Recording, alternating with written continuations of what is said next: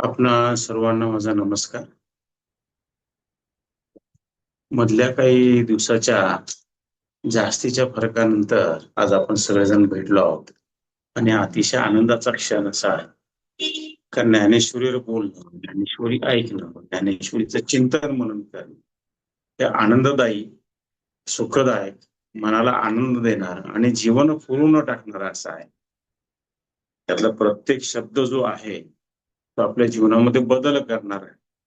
आणि म्हणून हे जे अमृतवाणी जी आहे ती आपण ऐकली पाहिजे, सत्संग केला पाहिजे आणि आपण सगळे एकत्र बसलो म्हणजे तो सत्संग आपोआपच होऊन जातो.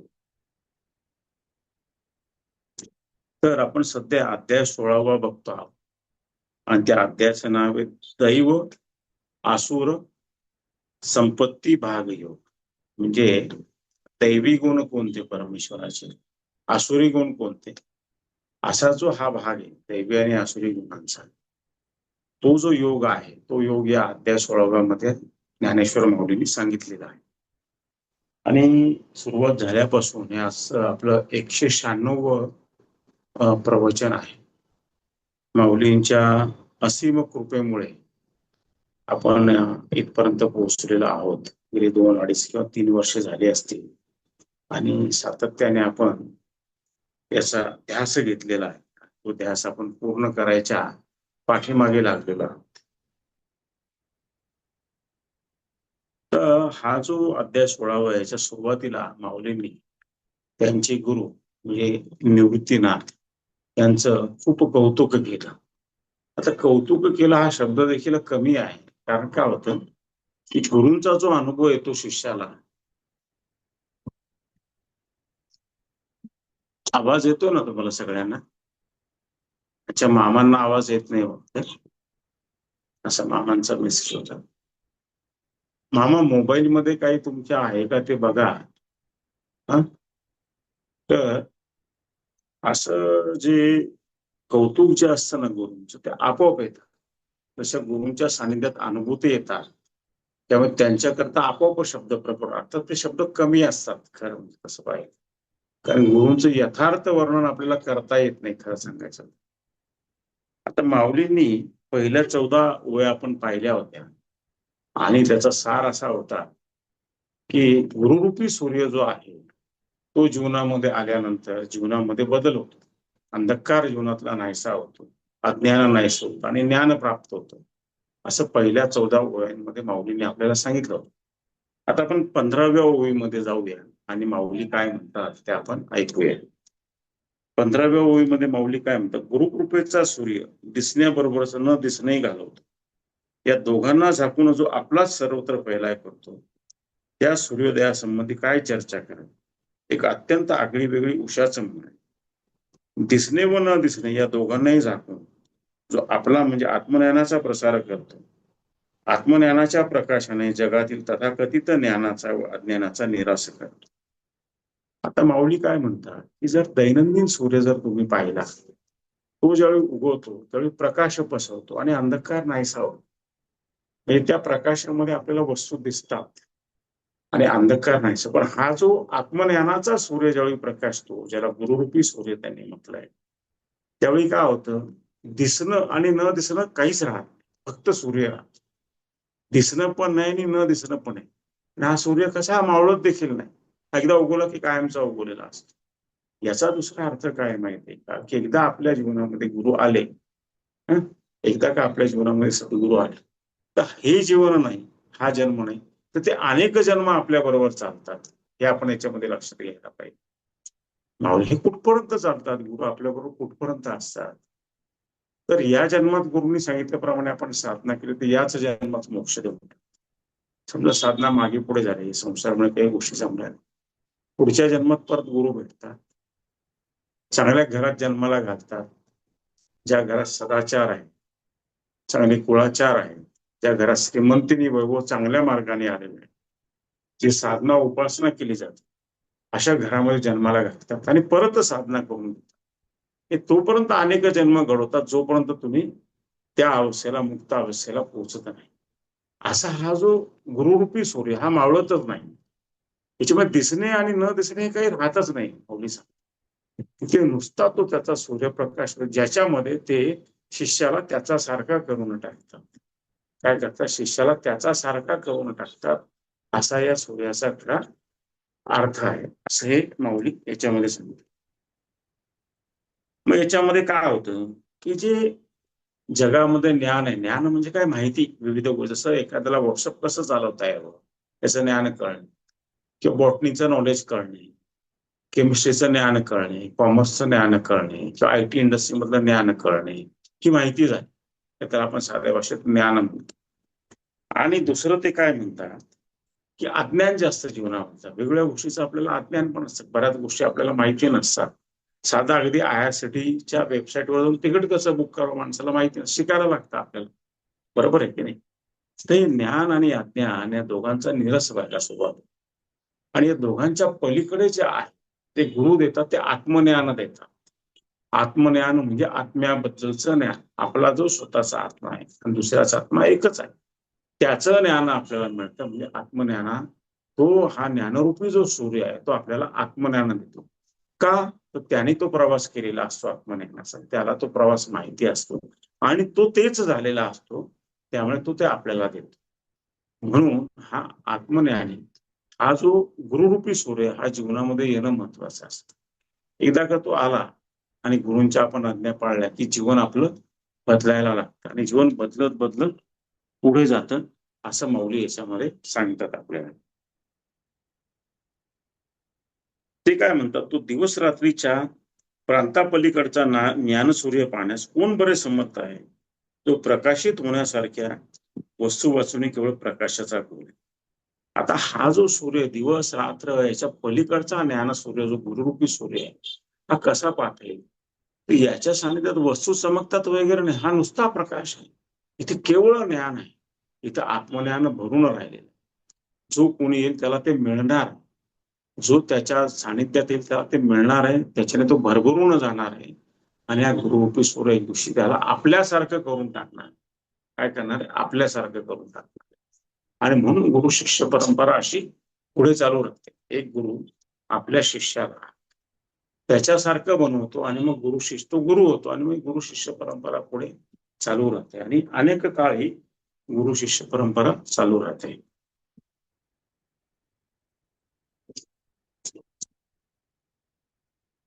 आता अशा काही ओव्या माऊलींनी आपल्या गुरूंचं कौतुक करण्याकरता, स्तुती करण्याकरता, त्या ओव्या संपल्यानंतर, त्या संपायच्या आता, त्या संपल्यानंतर मग खऱ्या अध्यायाला सुरुवात. आता पुढे या स्तुतीच्या ओव्यांमध्ये माऊली काय म्हणतात? त्या ज्ञानसूर्य श्री गुरु निवृत्तीनाथाला आता पुन्हा पुन्हा मी नमस्कार करावा, असे मी ज्ञानदेव म्हणतो. कारण यापुढे श्री गुरु महाराजांची स्तुती केली तर शब्दांच्या बाधकतेला प्राप्त होतो. कारण श्री गुरु शब्दाला विषय होत नसतात, त्यामुळे स्तुती शब्द गुरुला बाधक होतो. हे माऊली काय म्हणतात की माझे जे ज्ञान सूर्य रूपी जे गुरु आहेत, निवृत्तीनाथ आहेत, त्यांना मी वारंवार नमस्कार करतो आणि त्यांच्या पुढे मी नतमस्तक होतो, त्यांच्या पुढे मी साष्टांग नमस्कार घालतो. आणि माझ्या गुरु महाराजांची मी आता फार स्तुती करत नाही, कारण त्यांच्या स्तुती करता शब्दच माझ्याकडे नाही. कारण शब्द हे अपुरे आहेत. कारण शब्द जर मी योजले तर ते शब्द अपुरे असल्यामुळे गुरु महाराजांची खरी स्तुती होणार नाही. हे शब्द स्तुतीला बाधक होतील, त्यामुळे स्तुती करणं थांबवलेलंच बरं, असं इथे माऊली म्हणतात. पुढे ते म्हणतात, देवाचा महिमा मनात बाळगून जर स्तव वस्तू व बुद्धी एकजीव झाली तरच स्तुती चांगल्या रंगरूप असेल. पण ते असं सांगतात की मला स्तुती करता येणार नाही, कारण शब्दच मिळत नाही मला. पण पुढे रहस्य पण सांगतात की स्तुती कशी करावी परमेश्वराची. तर देवाबद्दलचा म्हणजे गुरुबद्दलचा, परमेश्वराबद्दलचा जर मनाचा भाव असेल, एक श्रद्धाभाव जर चांगला असेल आणि तुमची बुद्धी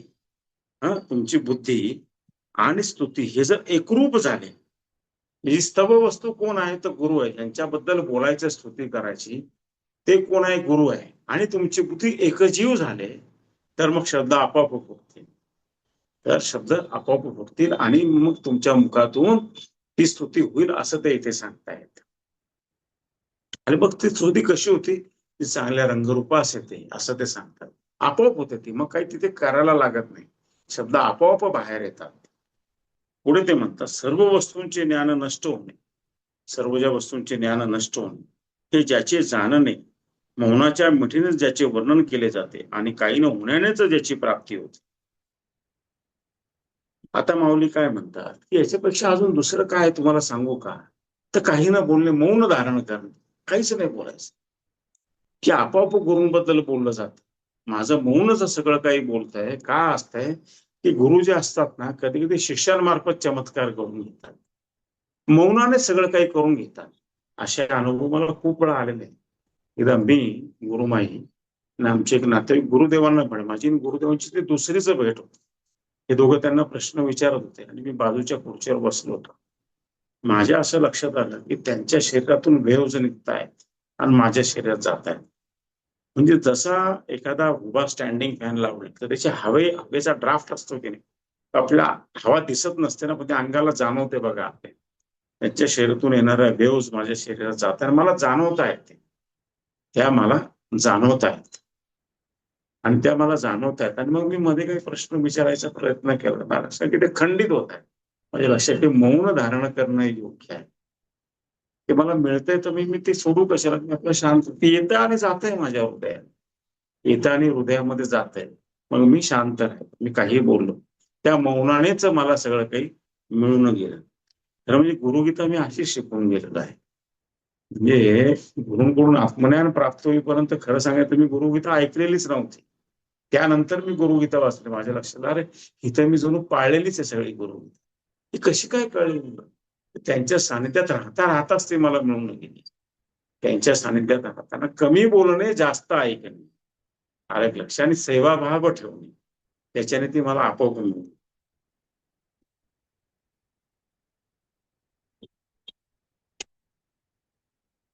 तर माऊली काय म्हणतात की गुरूंना मी मिठी कशी मारली? तर मौनाने मिठी मारली, मौनाची मिठी मारली. मी बोलत नाही, तुम्ही सांगा, मी ऐकत राहा.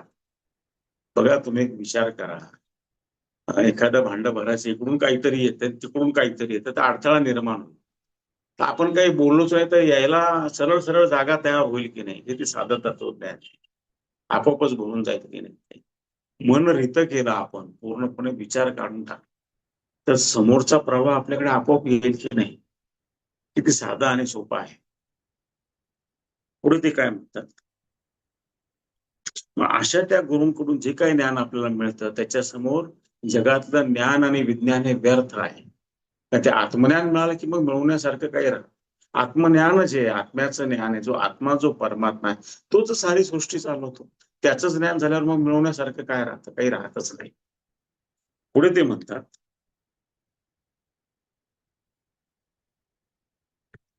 अशी समजूत झाल्यावर ज्या ब्रह्मस्वरूप सद्गुरूचे खरे ज्ञान होते, किती वर्णन केले तर त्याचे योग्य वर्णन करणे शक्य नाही.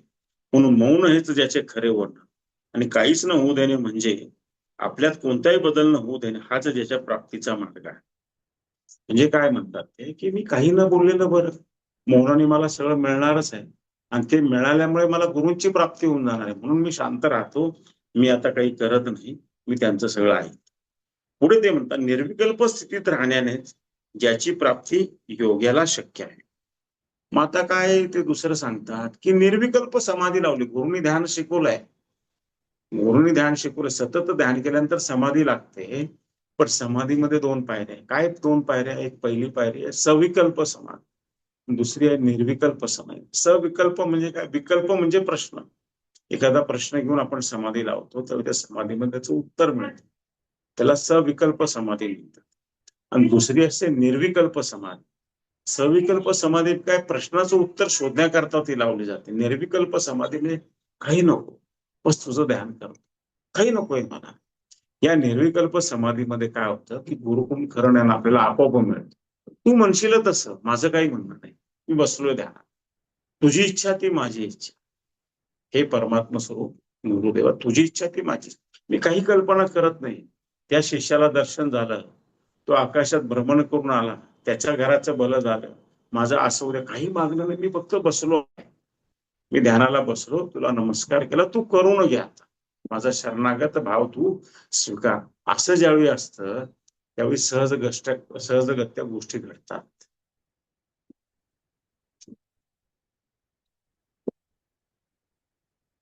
आई असते, त्या लहान मुलाला बोलता येत नाही, पहिलं 9 महिने 8 महिने वर्ष मूल काही बोलत नाही, पण त्या आईला सगळं कळतं, याला शी लागली का, सू लागली का, याला भूक लागली का, तिला आपोआप कळतं, तिला आपोआप पाना. असं गुरुला ते कळतच की आपल्याला काय पाहिजे आणि काय नाही पाहिजे. ते भले दुसऱ्याच्या प्रश्नाचं उत्तर देईल, त्यात आपल्या प्रश्नाचं उत्तर येऊन गेलेलं असतं. आपल्याला लगेच लक्षात येतं, अरे आपल्या प्रश्नाचं उत्तर, आणि बोलण्याची गरजच राहिलेली नाही. ते त्याचा सगळा तो का असतो माहितीये का, गुरूंच्या शक्तीचा तो विलास असतो. ती आपोआप काम करते. शक्ती कशी असते, ती आपोआप काम करते. ती स्वयंभू असते, तिला काही सांगायला लागत नाही. पुढे ते काय म्हणतात, माऊली काय म्हणतात, ज्या तुझ्या स्तुतीच्या उद्देशाने चारी वाणी प्रवृत्त झाल्या, तरी पण तुझे स्वरूप शब्दाला अग्राह्य असल्याने पश्यंतीला आणि मध्यमेला पोटात घालून वैखरी वाणी विरून जाते. आता ते काय म्हणतात की तुझं असं वर्णन करायला घेतल्यावर का, आता 4 वाणी ज्या आहेत आपल्या 4 वाणी असतात,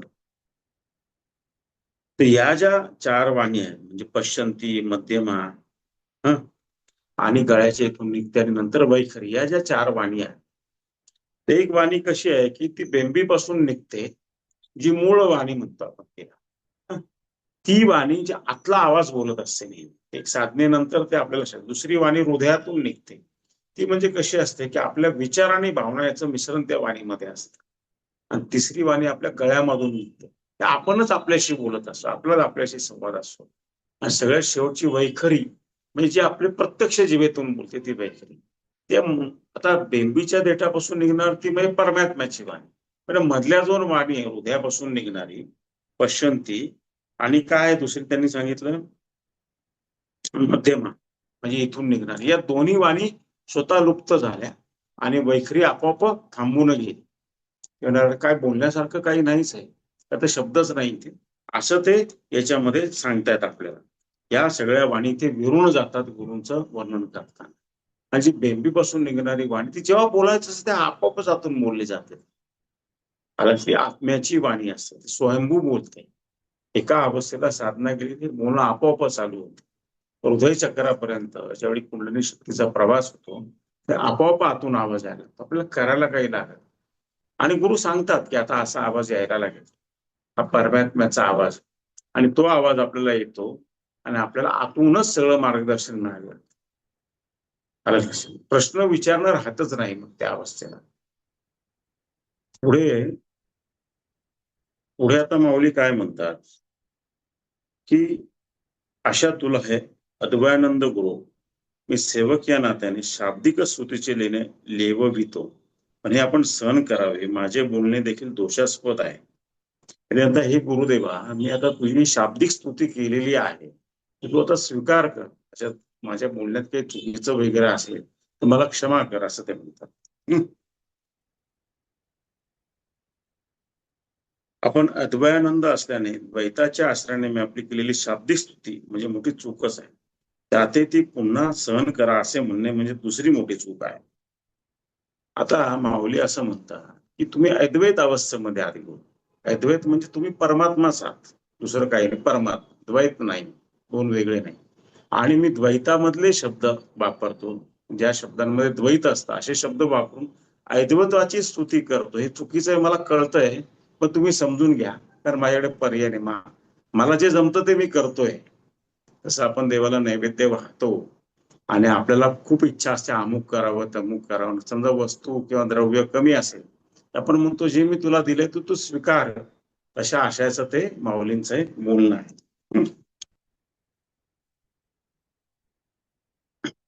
ते पुढे म्हणतात, एखाद्या भिकाऱ्याने अमृताचा सागर पाहावा आणि त्याचे योग्य स्वागत कसे करावे याचा विसर पडल्याने त्याने त्या सागराला भाजीपाल्यांचा पाहुणाचार करावा, तशी गत माझी झाली.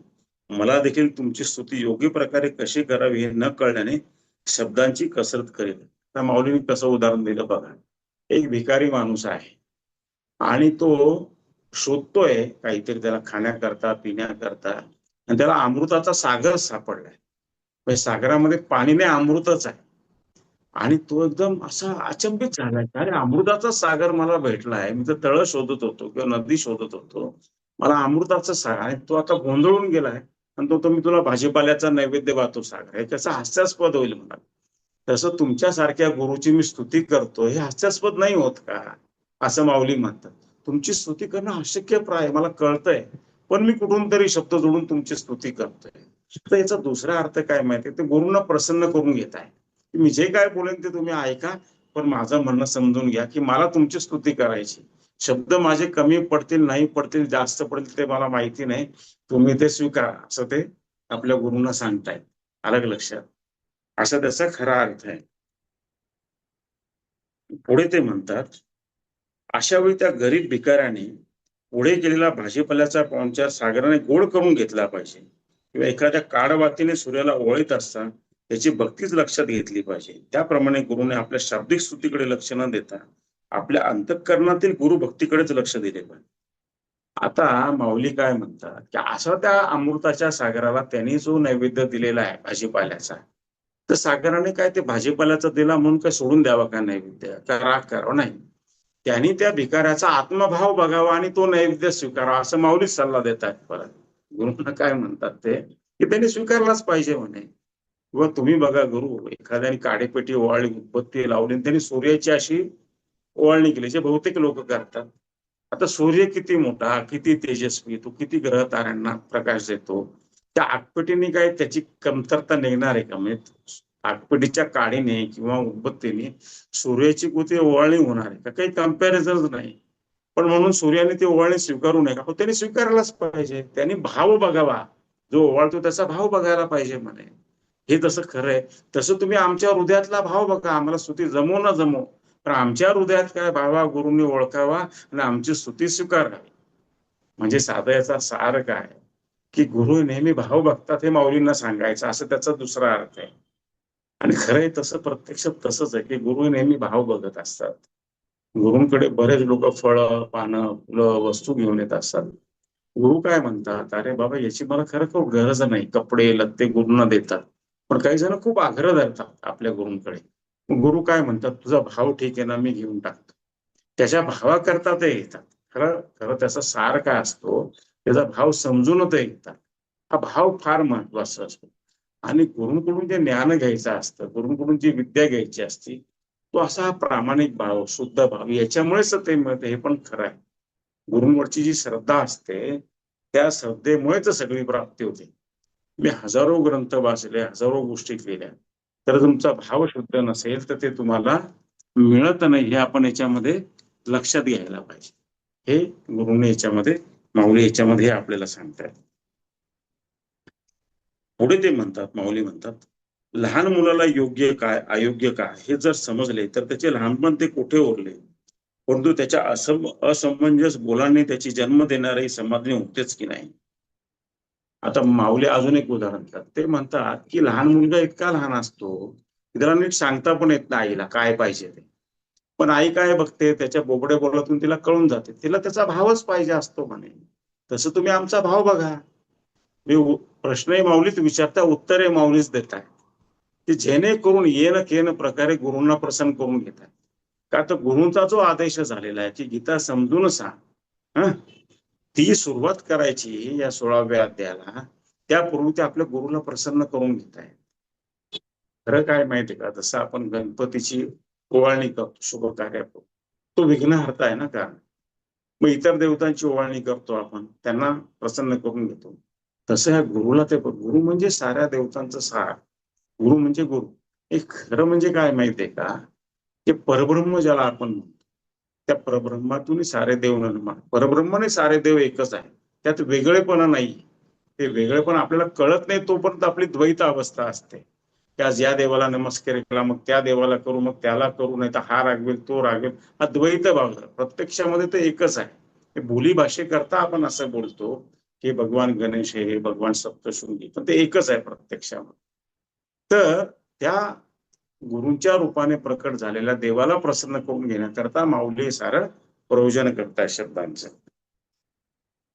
आणि म्हणून ते म्हणतात की आपल्या लहान मुलांच्या असमंजस बोलाने, ज्याला बोलता पण येत नाही, त्याला कोणता शब्द वापरावा हे कळत नाही, तो बोलणं शिकले पण त्याची आई समाधानी होत नाही का, तर तुम्ही आमची आईच आहात, गुरु गुरु माऊली आहात, तर तुम्ही आमचं बोलणं समजून घ्या आणि आम्ही केलेली स्तुती तुम्ही समजून घ्या, असं ते माऊली म्हणतात. आता हे माऊली बोलतायत, आणि तिथे सगळे बसलेले नेवासेला लोक ऐकतायत. हे तुम्ही लक्षात घ्या. प्रसंग नजरे समोर आणा.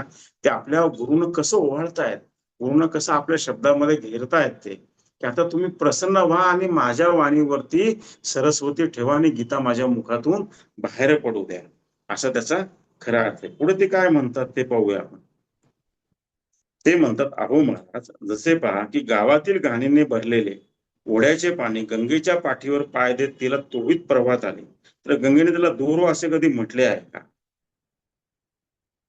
अजून एक ते उदाहरण देतात की ज्यावेळी खूप पाऊस पडतो आणि गावातले ओढे नाले भरतात, त्या ओढ्या नाल्यांमध्ये काय होतं, गावातलं घाण पाणी पण घुसतं, गावातली घाण पण घुसते. तो ओढाची सगळी घाण घेऊन गंगा नदीमध्ये घुसतो. तिथे जी जवळ जी नदी असेल तिच्यामध्ये घुसतो. आणि नदीचं पाणी तुम्ही जर पूर कधी पाहिला, हे इकडून आलेलं पाणी, तर ती काय नदी असं म्हणते का की मी या ओढ्याने आणलेल्या घाणीला आणि त्या पाण्याला घेऊन, ती त्याला सामूनच घेते म्हणे. आम्ही काही चुकलो विकलो असेल बोलण्यामध्ये स्तुती करत, तुम्ही स्वीकारून घ्या बरं जरा. नदीने कधी अवेर केलाय का ओढ्याचा? तसं तुम्ही शिष्याच्या बोलण्याचा अवेर करू नका, चुकीचं असेल तरी समजून घ्या, असं ते इथे म्हणताय. एवढे उदाहरण हे माऊलींना सुच झाले. तुमच्या लक्षात आलं का? असं त्यांचा शुद्ध आणि चांगला भाव. पुढे ते म्हणतात, महाराज, भृगु ऋषींच्या भगवंतांच्या वक्षस्थलावर लात मारण्याचा तो काय लहानसा अपराध होता का? त्या भृगूंचे कृत्य गोड मानून भगवंत त्याच्यावर खुश झाले नाही का? तर भृगु ऋषींनी एका प्रसंगी भगवान विष्णूंच्या छातीवरती लात मारली आणि त्याच्या इथे ते खूण आहे. आपण विठ्ठलाच्या इथे पण ती खूण बघतो. पण भगवंतांनी काय केला, तो अपराध पोटामध्ये घेऊन टाकला आणि भृगु ऋषींवर प्रेमच केलं. अर्थात संतांचं आणि देवांचं काय वैशिष्ट्य असतं की त्यांना जे त्रास देतात त्यांना देखील ते काय म्हणतात, तुम्ही माझेच आहेत. तर ती एक अशी अवस्था असते की तिथे राग द्वेष काहीच नसतं. तुमच्या लक्षात आलं का? तिथे फक्त निव्वळ प्रेम असतं. ही अशी अवस्था आहे, त्या अवस्थेला बाकी काही राहत नाही, फक्त परमात्मा, फक्त परब्रह्म, दुसरं काही नाही. तिथे मग काय असणार आहे? तिथे फक्त शुद्ध प्रेमच असणार. त्या राग कुठला, लोभ कुठला, द्वेष कुठला, काहीच नसतं त्या अवस्थेत. त्यामुळे आपण बघतो की ज्याला जे कोणी त्रास देतात भगवंतांना किंवा संतांना, भगवंतांनी त्यांचं कधी अहित केलेलं नाही. आलंच लक्षात, कधीही अहित केलेलं नाही. पुढे ते म्हणतात, किंवा रात्री अंधाराने भरलेले आकाश सकाळी सूर्यापुढे येताच त्याने त्याला मागे सर असे म्हटले आहे. अंधाराने भरलेल्या आकाशाचा सूर्य जसा स्वीकार करतो, त्याप्रमाणे तुम्ही माझ्या सदोष स्तुतीचा स्वीकार करा. पुढे ते अजून एक उदाहरण देतात. ते म्हणतात, बघा गुरु महाराज, रात्री काय होतं की आकाश हे अंधाऱ्या रात्रीने भरलेलं असतं आणि सकाळी सूर्य उगवला की ते अंधारी रात्र त्याच्या समोर पहिल्यांदा येते. पण सूर्य काय करतो, तिला असं म्हणत नाही की मी तुझा स्वीकार करणार. तो आपला प्रकाश देतो, म्हणजे त्या अंधाराला दूर करतो. मग तो जसा दूर करतो, आणि कधीतरी आजपर्यंत पाहिलंय का तुम्ही की अंधाराला नाही म्हटलंय, रात्रीला नाही म्हटलं? तिला स्वीकार करून तिला त्याने आपल्यासारखं करून टाकलंय. मग माझी जी स्तुती, मी तुमची स्तुती करतोय शब्दाने, त्या चुकीचे शब्द असेल तरी स्वीकारून घ्या, तुमच्यासारख्या मला बनवून टाका, हे माझं म्हणणं. एवढे उदाहरण मी का तुम्हाला देतोय गुरु महाराज, तर तुम्ही माझा स्वीकार करा, माझ्या चुकीचे शब्द पण स्वीकार करा आणि गोड मानून घ्या. माझ्या हृदयातला भाव तुम्ही समजून घ्या. काय सांगतात ते, माझ्या हृदयातला भाव तुम्ही समजून घ्या. पुढे ते म्हणतात, जसं उपमान आणि उपमेय यांच्या भेदज्ञानाच्या दोन पारड्यात, उपमानाच्या पारड्यात सूर्याला, उपमेयाच्या पारड्यात तुम्हाला घालू व सूर्यावर अंधारलेल्या रूपक अलंकाराच्या तराजूने तुमची तुलना केली, अपराध सहन करावा. आता ते म्हणतात, मी एका तराजूमध्ये सूर्याला ठेवलं आणि एका तराजूमध्ये मी गुरु महाराज तुम्हाला ठेवलं. सूर्याची तुम्हाला उपमा दिली, पण तुम्ही सूर्यापेक्षाही फार वेगळे आहात. तुम्ही स्वतःच परब्रह्म, ज्या परब्रह्माने सूर्याला निर्माण केलं तेच तुम्ही आहात. तर सूर्य आणि तुमची मी उपमा करणे चुकीचं आहे. पण तुम्ही माझा हा अपराध देखील पोटामध्ये घेऊन टाका. तर उपमा करण्याकरता काहीतरी शब्द प्रयोजन करणं गरजेचं होतं, नाही तर मग कसं झालं असतं.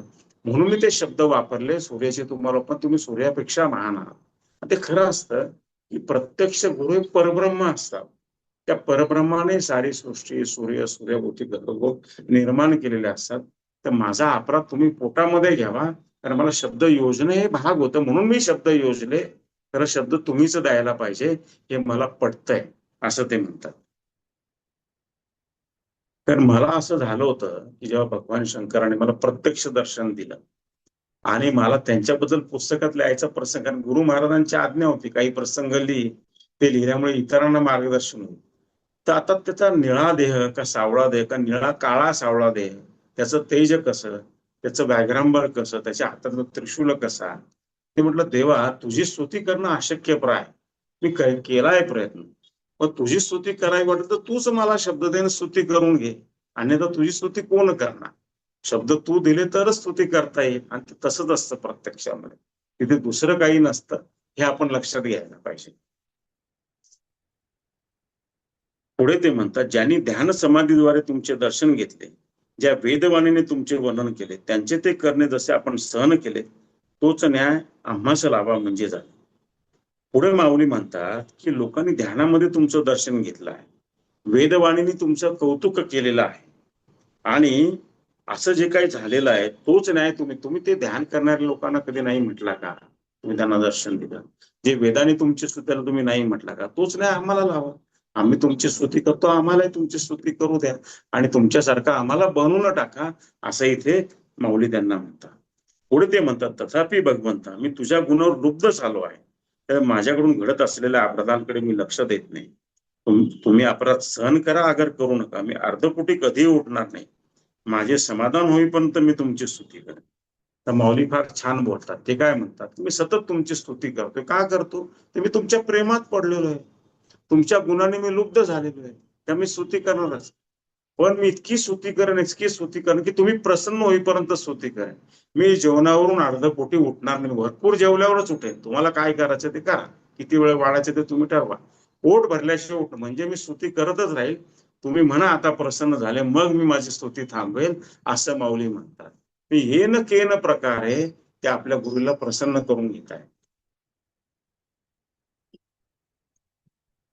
मी गीतेच्या नावाने तुमचे प्रसाद अमृत वर्णन करू लागलो असतं ते दुप्पट वाढते. दैवाने मी दैववान झालो. महाराज माझ्या वाणीने सत्य भाषणाचे जे तप अनंत जन्मी केले त्याचेच फळ जे गीतारूपी महादीप लाभले आहे. तर ते काय म्हणतात की गीतेचं जे मी प्रवचन देतोय महाराज, गुरु महाराज, हे म्हणजे मी काय केलंय तर अनेक जन्म मी जे तप केलेलं आहे, सत्यवचन जे बोलवलं आहे, त्याचं मला हे फळ मिळालंय. म्हणून मला तुम्ही सांगितलं की गीतेवरती तू बोल, हे माझं अनेक जन्मांचं तप आहे, म्हणून मला ही आज्ञा झाली. आणि गीतेसारखा हा जो अमृताचा जो ग्रंथ आहे त्याचं मी ते बोलतोय, नाही तर मला हे मिळालं नसतं.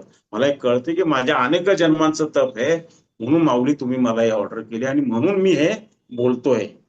आणि खरं आहे की एखादं असं जे दैवी काम मिळतं ना, तर पूर्व पुण्य असल्याशिवाय ते मिळत नाही, हे आपण लक्षात घ्यायला पाहिजे. पण मागची पूर्व पुण्य किती हे शोधत बसण्यापेक्षा आता पुण्यही करू शकत नाही का आपण, त्याचा आपण विचार केला पाहिजे. आता आपण परोपकार पुण्य चांगलं वागू शकत नाही का, रोज देवाच्या बँकेत ठेवी ठेवू शकत नाही का आपण. योग्य वेळ गुरु आल्यावर सांगतातच मागचा जन्म कोणता होता, ते फार सोपं आणि साधा असतं. गुरुकृपा झाली की ते आपोआपच कळतं. त्याच्याकरता प्रयत्न आणि प्रयास नाही करायला लागत, मी तुम्हाला सांगतो. तर ही जी सत्यवादाचं जे तप मी पूर्वी केलेलं आहे त्याचं फळ म्हणून मला महाद्वीप प्राप्त झालाय. द्वीप म्हणजे काय, समुद्रामध्ये एखादी बोट जात असते, खूप प्रवास करते महिने महिने, पण तिला एखादं द्वीप दिसलं की तिला कळते की आपल्या गंतव्यस्थानी आता आपण पोहोचलोय.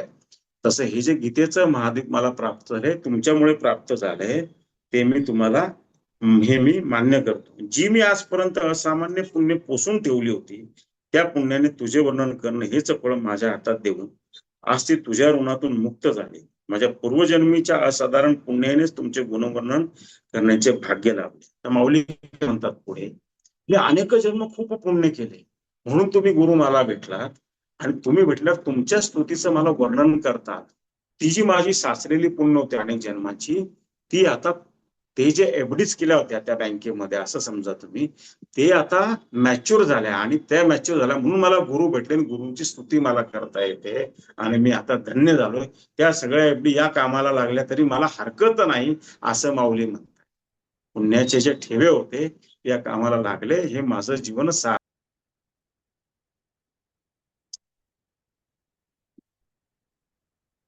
अजून 30-40 ओव्या तरी माऊलींनी गुरूंचं वर्णन केलेलं पुढे. म्हणजे त्यांचा भाव काय असेल ते तुम्ही लक्षात घ्या, किती त्यांच्या हृदयातल्या भावना उचंबळून आल्या असतील, हे आपण जरा समजून घ्यायला पाहिजे. पुढे ते म्हणतात, महाराज देह संबंध रूपी अरण्यात व जन्म मरण रूपी गावात मी सापडलो असता ती माझी सर्व पीडा संपली. जन्म मरणाच्या फेरातून माझी सुटका होऊन आपल्या कृपासदाने मोक्ष प्राप्त आहे. ते काय म्हणतात की मनुष्य जन्माला आहे तर काहीतरी राहिलेलं असतं म्हणून जन्माला येत होतो. बरोबर आहे की नाही, काहीतरी देवाणभागी. तर असा हा देहाचा जो अरण्य आहे, हे जे देह प्राप्त झाला, तर देहरूपी अरण्यात माझा जो आत्मा अडकला आणि पृथ्वीवर जन्माला आला. पण आता तुम्ही मला प्राप्त झाला आणि तुम्ही मला तुमच्यासारखं बनवून मला मोक्ष मिळाला, तर माझं सगळं जीवन सार्थक झालेलं आहे, हे मला आता मान्य झालं. तुम्ही भेटल्यामुळे ते सार्थक झालंय, हे मी आता कबूल करतो आणि तुमचा कृपा प्रसादाने मला मोक्ष प्राप्त झालेला आहे. आणि परम सत्य आहे की गुरूंच्या मुळेच त्या अवस्थेला माणूस जाऊ शकतो. गुरूंचे जे चरण असतात ना, ते मोक्षाला कारण असतात. अलग लक्षात. आणि गुरूंची जी शक्ती असते ना, त्यांच्या चरणांमध्ये आलेली असते. गुरूंचा जो अंगठा असतो की नाही, त्याच्यामध्ये सारी ती साठवलेली असते. अलग लक्षात. असं ते गुपित आहे, ते म्हणजे फार मोठं गुपित आहे ते.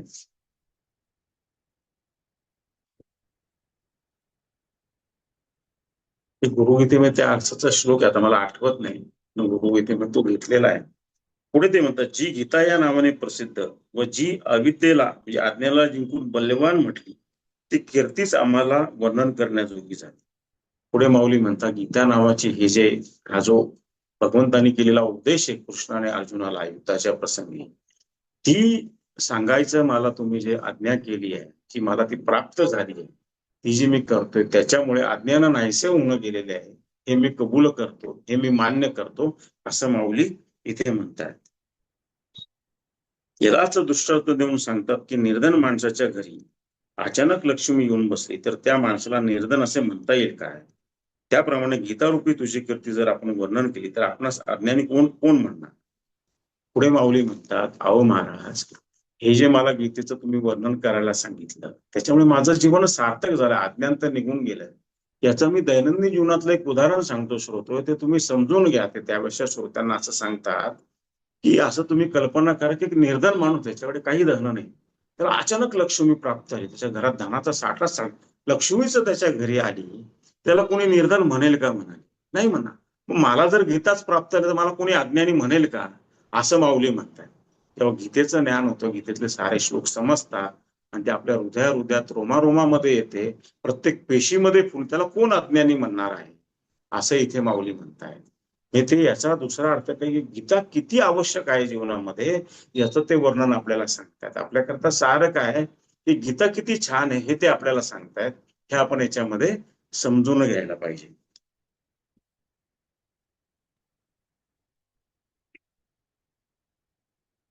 किंवा अंधाराच्या भटीला जर सूर्य आला तर तो अंधकारात जगाला प्रकाश देणारा होणार नाही का?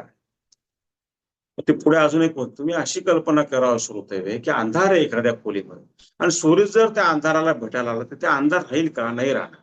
तसं गीता ज्याला प्राप्त झाली त्याच्याला अज्ञान राहणार का? नाही राहणार. याचा दुसरा अर्थ काय माहिती का? तुम्ही काय करायला पाहिजे जीवनात, त्यातून शिकण्यासारखं काय? गीतेचं जे प्रवचन आहे ते आज ऐकलं, आता सोमवार आहे, मध्ये समजा 2 आठवडे प्रवचन नाही झालं, 1 आठवडा प्रवचन नाही झालं, पण आपण ते मधून मधून मधून मधून ऐकत राहिलं, दिवसातून कुठूनही काढून ते ऐकत राहिलं, ते सतत कानावर पडलं ना, 10-10 मिनिटं 15 मिनिटं सत्संग झाला की ते आतमध्ये रोमारोमामध्ये आपल्या पसरेल, भिनेल आणि ते आपोआप आपल्या दैनंदिन जीवनामध्ये जसं आपण जे खातो तेच आपल्या शरीरावर दिसतं की नाही. वाईट गोष्टी खाल्ल्या तर वाईट शरीर दिसतं आपलं, साधा नियम आहे की नाही अगदी, तुम्ही सगळेजण जाणतात. आपण चांगले विचार घेतले आणि चांगलं ऐकलं तर ते आपल्या ह्याच्यामध्ये दिसणारच आहे, ते आपल्या कृतीमध्ये दिसणारे, वागण्यात दिसणारे, बोलण्यात दिसणारे, आचरणात दिसणारे. म्हणजेच काय होणार की कर्म चांगले होणार. कर्मच चांगले तर फळं चांगलीच होणार आहे, ते काय सांगायची गरज आहे का? जे पेरलं तेच उगवणार आहे. म्हणून हा सत्संग आपण सतत करायला पाहिजे. हुशार शिष्य जेच असतात की ते गुरुमुखातून निघालेले वाक्य सतत ऐकत असतात, रोज सत्संगात ते ऐकत असतात. माझ्या गुरुने लिहिलेले जे काय 15-20 वाक्य आहे, मी ते पान काढून ज्यातलं जे येईल ते रोज एकदा वाचतच असतो. तो त्याच्यात मला नवीन नवीन अर्थ मिळतो. तुमच्या लक्षात आलं का? ते आपण करायला पाहिजे. हा गीतेचा अर्थ आहे, हे तुम्ही लक्षात करून घ्या. ह्या गीतेचा खरा अर्थ आहे. असं करून मला वाटतं आपण इथे शब्दांना विराम द्यायला पाहिजे, कारण की आपल्याला पसायदान पण घेता येईल. एखादा दुसरा प्रश्न असेल तर तुम्हाला काही सांगायचं असेल तर ते पण आपल्याला याच्यामध्ये करता येईल. आपण सर्वजण आलात आणि आज प्रवचन झालं. सोनियाजींनी पण सातत्याने पाठपुरावा केला, त्याबद्दल त्यांचे आभार मानतो. तुम्ही मोठ्या संख्येने दिवसेंदिवस वाढत चालला, त्याबद्दल तुमचे आभार मानतो. आणि विशेष म्हणजे माऊलींचे आभार मानतो. तुम्हाला काही समजून सांगण्याकरता ते शब्द देतात, मला ते समजून सांगतात. आणि प्रवचनाच्या सुरुवातीला बसल्यावर मला म्हणतं की तू कुठे बोलणार आहे, मीच बोलणार आहे. मी म्हणतो याच्यासारखा अजून 16 काय पाहिजे. त्यांनी मुलांनी परीक्षेला जावं आणि त्याच्या मनामध्ये भीती असावी आणि सरस्वती म्हणून मीच पेपर लिहिणार आहे, तर त्यांनी काय चिंता करावी. आलं का लक्षात? अशी ती खरी गोष्ट आहे. सुरुवातीलाच माऊली म्हणे मीच बोलणार आहे. म्हणलं ठीक आहे, म्हणजे आता मी बसतो म्हटलं. तर तुमच्या हृदयातल्या श्रीकृष्णाला मी वंदन करतो आणि आजचं प्रवचन संपलं असं मी सांगतो. जय श्रीराम, जय श्रीराम.